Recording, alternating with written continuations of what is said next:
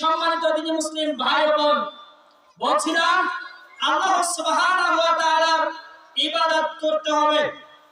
এজন্য মহান রব্বুল ইজ্জত আলামিন পবিত্র কোরআনের সূরা আল-হিজর 99 নম্বর আয়াতের মধ্যে বলতেছেন, আ'বুদু রাব্বাকা হাত্তা ইয়াতিয়াকাল ইয়াকিন। মহান রব্বুল ইজ্জত আলামিন বলতেছেন, শুনে রাখো ওহে আমার বান্দারা, শুনে রাখো, শুনে রাখো ওহে আমার দাসদাসী, তোমরা শুনে রাখো, পৃথিবীর মুখে তোমরা যতকাল যত সময় পর্যন্ত বেঁচে থাকবে, শুনে রাখো, শুনে রাখো, তোমরা তোমাদের মৃত্যুর আগ পর্যন্ত আমি রবের তোমরা ইবাদত করে যাবে।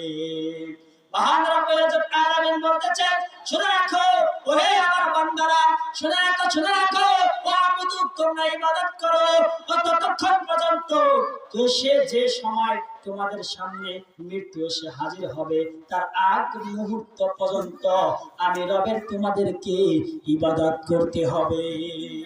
আমরা যদি ইবাদত করতে পারি তাহলে আল্লাহ সুবহানাহু ওয়া তাআলা আমাদেরকে জান্নাত দান করবেন।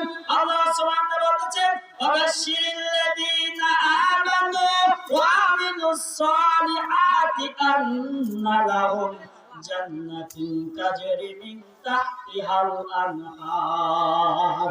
শুনে রাখো ওহে নবী, ওই সমস্ত মানুষদেরকে সুসংবাদ দাও, ওই সমস্ত মানুষদেরকে সুখবর দাও, সুখবর দাও, যে সমস্ত মানুষেরা কি করেছে, নেক আমল করেছে, সত্য আমল করেছে, যারা আমাকে ভালোবেসে ইবাদত করেছে, আমার জন্য ইবাদত করেছে, ওই সমস্ত মানুষদেরকে আমি জান্নাত দান করব। ওই জান্নাত যে জান্নাতের তলদেশ দিয়ে ঝর্ণা প্রবাহিত রয়েছে।